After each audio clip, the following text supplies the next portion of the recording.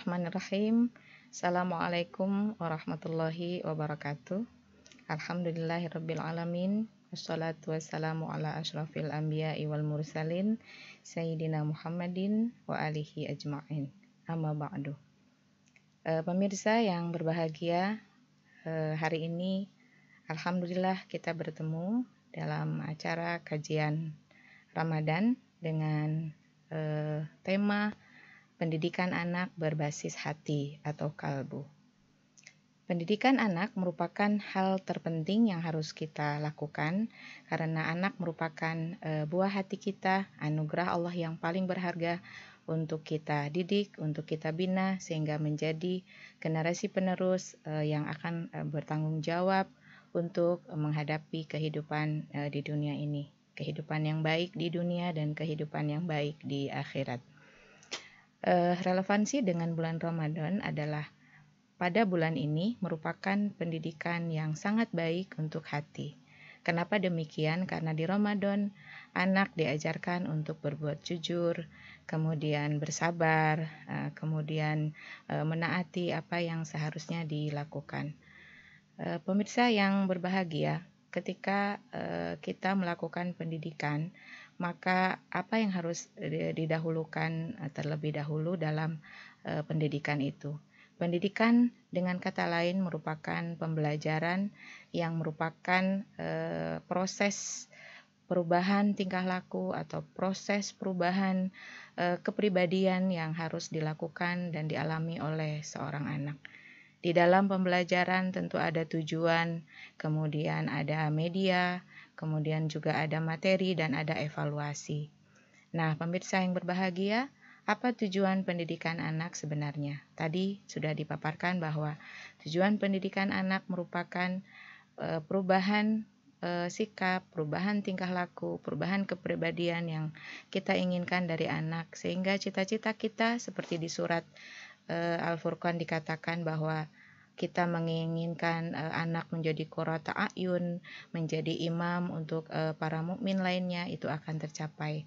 Atau dengan kata lainnya, tujuan pendidikan adalah mencetak anak-anak kita menjadi anak-anak yang solih dan solihah. Nah, untuk menuju tujuan tersebut kita membutuhkan materi.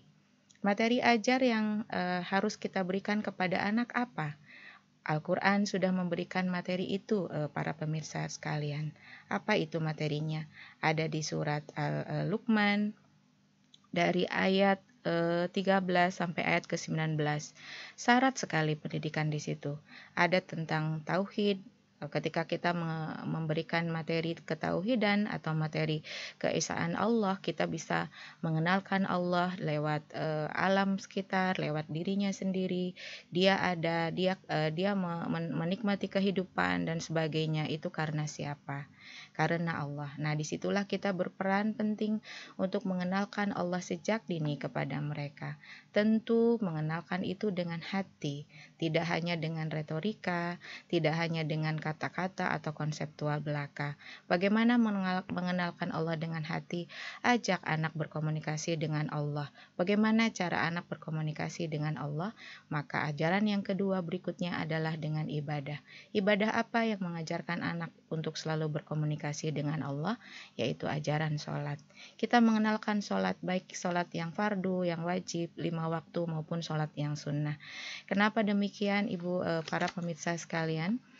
Karena ketika kita mengajarkan anak ibadah sholat dengan fardu dan sunnah, maka itu memberikan peluang yang sangat besar kepada anak untuk selalu berkomunikasi dan selalu bergantung kepada Allah Subhanahu wa Ta'ala. Bayangkan jika sholat 5 waktu saja berarti 5 kali pertemuan kita atau komunikasi dengan Allah, maka kalau ditambah dengan sholat-sholat sunnah lainnya, maka anak akan selalu bergantung kepada Allah. Nah, dalam kehidupan kesehariannya, internalisasi sholat dalam kehidupan anak, ketika anak selalu berkomunikasi dengan Allah, maka dia akan menjadi anak yang mandiri, anak yang percaya diri, anak yang tidak tergantung kepada apapun, dan anak yang berani menghadapi sesuatu apapun karena hanya berharap kepada Allah. Nah, pemirsa sekalian yang berbahagia, kemudian materi apa lagi yang harus kita berikan kepada anak? Di dalam surat Luqman dari ayat 13 sampai ke 19 itu, selain mengajarkan tauhid dan ibadah dalam arti sholat, kemudian puasa. Saat ini kita sedang menjalankan puasa Ramadan. Nah, di puasa Ramadan inilah pendidikan hati sangat-sangat diutamakan. Bagaimana kita mengajarkan nilai-nilai kejujuran, nilai kesabaran, nilai ketaatan kepada anak kita. Tentu dengan hati lagi, Bapak Ibu sekalian pemirsa yang berbahagia. Kenapa itu harus kita dahulukan? Karena kita ketika mengajak dengan hati kita berbicara, hati anak juga menyambut, maka pendidikan akan tersambut dan pendidikan akan berjalan dengan semestinya. Pemirsa sekalian, kemudian pendidikan yang berbasis hati ini apalagi materinya, yaitu materi tentang akhlak, tentang etika, tentang attitude, tentang semua yang berkaitan dengan kepribadian, dengan perilaku anak. Nah, di surat Luqman dikatakan bahwa ketika kita menghadapi orang, jangan bermuka masam. Ketika kita menghadapi orang, jangan memalingkan muka. Kemudian ketika kita berbicara dengan orang lain, jangan meninggikan suara. Jadi, apapun yang berkaitan dengan kepribadian anak harus kita dahulukan. Bagaimana anak kemudian mendapatkan akhlak yang baik itu? Tentu kita sebagai orang tua, tentu kita sebagai pendidik yang harus memberikan contoh teladan yang terbaik kepada mereka. Pemirsa sekalian, itulah beberapa materi yang harus kita ajarkan kepada mereka. Kemudian metodenya seperti apa? Karena di dalam pembelajaran itu selain ada materi juga ada metode. Metodenya metode seperti apa? Pertama adalah metode keteladanan. Kita sebagai orang tua harus memberikan keteladanan yang paling baik kepada anak. Bagaimana anak mau meniru, bagaimana anak mau melakukan sesuatu yang baik ketika kita orang tuanya tidak memberikan teladan yang baik. Kemudian metode yang kedua adalah metode pembiasaan. Ketika pembiasaan baik diberikan kepada anak. Contoh kecil misalnya sikat gigi sebelum tidur atau sikat gigi setelah makan. Kalau itu tidak dibiasakan dari kecil dan dibiasakan dengan hati yang tulus kepada anak, hal itu tidak akan terlaksana dengan baik. Kemudian metode apa lagi? Metode nasihat. Metode nasihat tidak selalu harus kita menjadi omongan kita harus diikuti oleh anak. Metode nasihat yang paling baik adalah memberikan contoh perilaku salafus soleh yang baik kepada anak. Kemudian berdialog dengan anak. Apa maunya anak, apa keinginan anak harus kita dengarkan. Artinya metode nasihat yang harus kita lakukan adalah lebih banyak mendengar daripada kita yang didengarkan.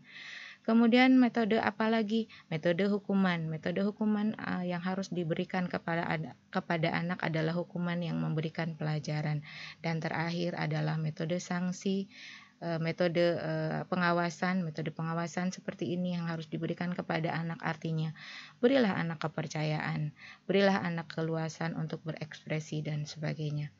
Itulah Bapak Ibu pemirsa yang berbahagia, beberapa metode pembelajaran hati. Kemudian apalagi yang harus kita berikan kepada mereka, yaitu adalah evaluasi.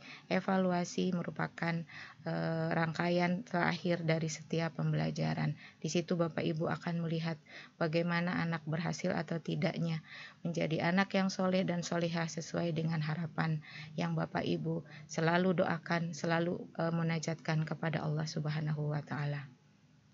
Demikian mungkin yang saya sampaikan hari ini kepada Bapak Ibu dan para pemirsa sekalian tentang pendidikan anak berbasis hati yang harus kita manfaatkan betul pada momen bulan suci Ramadan seperti ini. Wabillahi taufiq wal hidayah. Wassalamualaikum warahmatullahi wabarakatuh.